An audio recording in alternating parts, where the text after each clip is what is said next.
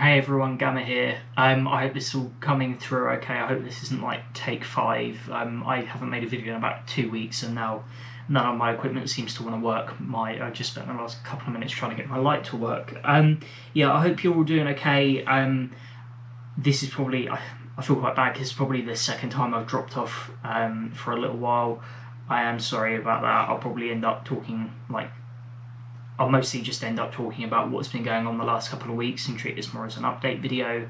I do have a planned chronicle ready, so I'm thinking I might make that within the next few days, depending on how busy work is and sort of what my energy levels are like. So keeping up with the trend of basically the last few months, I've been unwell again. So I'm quite transparent in terms of what medication I tend to take, the ones that I took during treatment. I used to have most people have like a single dossette box that they have organised for the week. I used to have a 7-compartment one, or maybe slightly smaller, but like a pretty big one just for each day. I used to take a lot of medication, but those did very different things. They were my anti-sickness medications. They were ones that stopped crystals forming in my kidneys and my kidneys shutting down. Just slightly higher stakes in terms of what they addressed. The medications I still take now are very important. A lot of them tend to be related more to my mental health or just sort of my everyday functioning, like vitamins or lansoprazole, which is for stopping you from bringing your food back up, which is a problem that sort of I had before but seemed to get a lot worse while I was doing treatment, which wasn't very fun. So yeah, a lot of the reason that I've been ill, I guess, in this year, and the reason I haven't been around for a couple of weeks, is because of a change in my medication. So before this all took place, I was taking a relatively low dose of a drug called citalopram, and the whole point of citalopram is it's used to treat depression. Like I said, I was on a relatively low dose of it, which helped me out for a few months after I first started taking the pill. Not the pill, but you know what I mean, the pill in question. And it had its side effects. A strange thing about medication for addressing mental health is that it almost seems to exacerbate the appearance of some of your issues for a little while. So I sort of bounced around emotional extremes. I was getting quite upset, I was feeling quite down. Don't let that put you off though, because after those effects wear off, you do tend to see quite a benefit. In my case, that benefit just started to taper off after a while, and I could feel that I was regressing into starting to feel more depressed. So I spoke to my GP, I spoke to the mental health nurse at my local GP, and we decided the best thing to do was to increase the dose of citalopram, which didn't really work.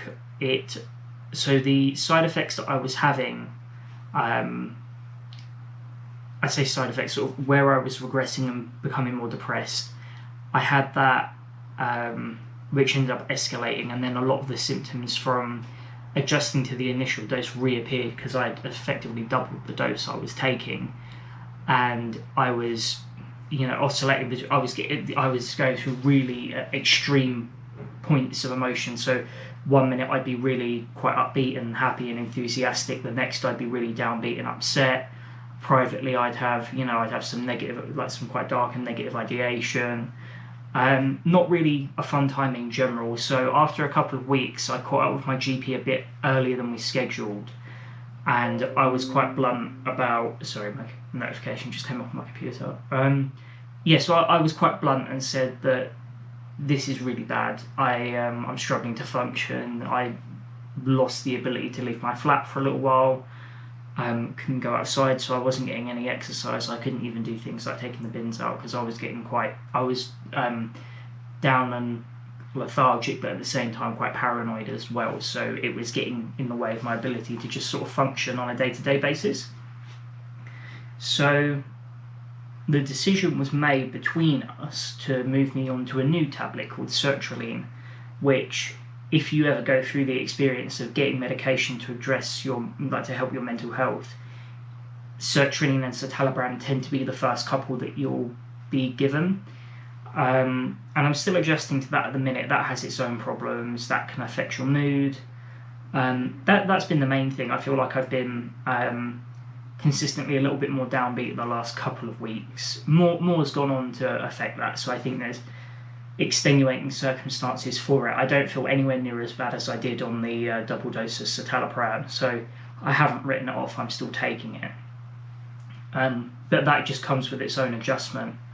And before I could start that, I had to have a 4-day dry spell where I stopped taking citalopram, and that needed to work its way out of my system before I started sertraline, which seemed fine. I know that you can get withdrawal from that sort of thing, but I think I had it in my head that, again, it's not too different from chemo where you go in with a level of ignorance, so I guess you underestimate it in a way. I had it in my head that withdrawal, that's the sort of thing you have with, illegal drugs or controlled drugs, not something you just take, not something that's prescribed. That wasn't the case. So the first day or so I was okay, and then I started. I was working on the Friday, and I was just walking around my flat, and I collapsed. I fell over. I didn't lose consciousness, luckily. But it was really jarring. I lost all my ability to coordinate my body. I was stumbling all over the place. I started getting these really weird, and this is going to sound strange, but this is the term I found on the NHS website. I started getting something called Brainzaps, and I don't know how to describe it properly other than it's almost like currents of electricity travelling through your brain.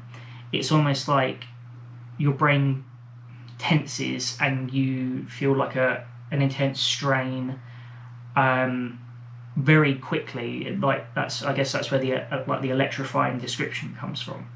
It's like a very brief, very intense, quite disorienting and uncomfortable sensation. It lasts for a few seconds, and that would be accompanied by the the disorientation. Yeah, that's the one.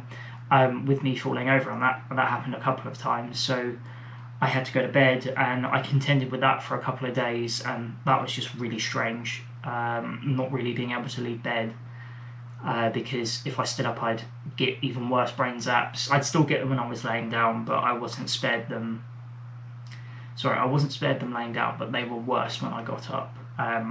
As you can see, I'm still not fully with it. I've been away for way too long. I think I'm still slightly recovering at the minute.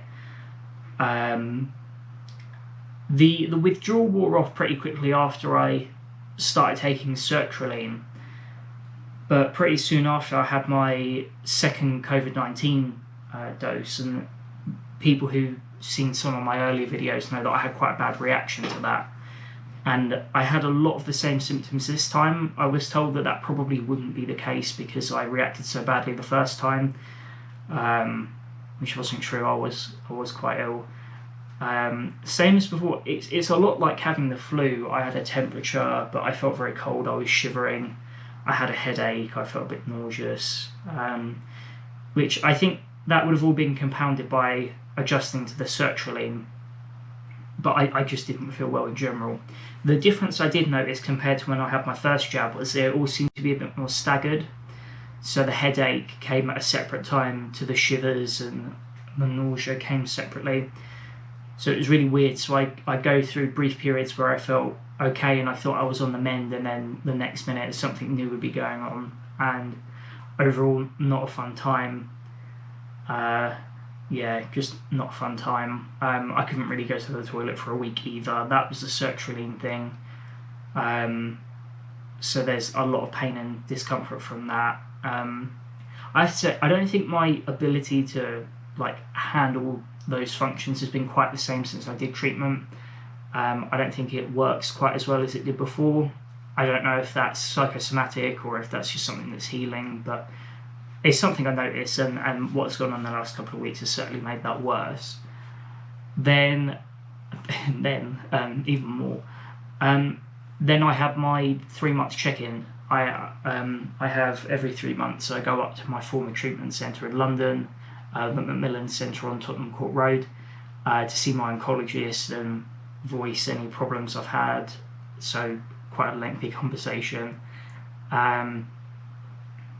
So it's scary because I go in for my x-ray, I see other patients, I see nurses. I've said on quite a few occasions that it's quite an intense experience. So I won't go into that too much because I don't want to waffle with this too much. I think I'm mostly just making this to check in and so you know I know I haven't even posted on Instagram in a while. Just so you know, I haven't fully abandoned post. I've just had a difficult couple of weeks, so I'm hoping to get back into that routine again. I think as well at the minute, other than being like when you're ill, not really much else goes on, so I haven't really had much else to talk about apart from being ill. And I feel more comfortable talking about it now that I'm on the mend. So I went there and I spoke about everything that had happened. The problem is a lot of the problems that I've just spoken about, I had to just wait and they sort of wore off on their own. So by the time I was actually at the hospital, they'd mostly all gone. One pretty important update though that came from it, scans all came back clear, there's nothing related to that. I'd have a much more clickbait title if something had gone badly. Capitalise on the views if I receive bad news. I might as well. No, I wouldn't do that. I'd treat it a bit more sincerely. Or I'll probably just freak out, but I'm not going to think about it too much. But yeah, the actual update is I have a new medication to hopefully help with my peripheral neuropathy. I've explained it before, but for those who don't know, chemotherapy can damage the nerves in some of your extremities. I had it in my feet as well as my hands, but my feet seem to have healed up pretty rapidly. They're fine now. But in the tips of some of my fingers, a lot of the nerves are damaged, so there's like a loss of sensation in some of them and sometimes a lot of pain as well. So I'm not quite as dexterous doing certain tasks that that will cause friction between my hands and whatever I'm interacting with. Like it tends to be like opening letters or packets and that sort of thing. That all tends to be quite painful. So they've prescribed me something called pregabalin, which it doesn't help the nerves. The nerves sort of really have to be left to heal on their own. It just addresses the pain. And I have to say, I've only been taking it for a few days, and it works pretty well in terms of addressing the pain. I'm just sort of running my nails across them at the minute, and they feel fine. They do make me very sleepy, though. I don't know if that's a permanent thing, if that's something I have to adjust to the same way as I did with the antidepressants, but I get a lot more tired, so I sort of try and time it so that when it does knock me out, it's at a more useful time. I mean, it's quite late when I record this, so I'm going to have a shower while this is processing and then go to bed because I've got work tomorrow. I think that's everything I wanted to update on. I am sorry that I do keep disappearing. I think, like I said to people at work, I just get unlucky, especially at the minute, and health things seem to crop up all at once, so hopefully I don't have many more problems and I can go back to just recording normally. I'm planning some stuff for the summer and that'd be really good to make some videos there, get a bit more experience with it. I think that's all of it really. I'll probably put a post accompanying this on Instagram and Facebook in case people just want like a quicker update on what's been going on.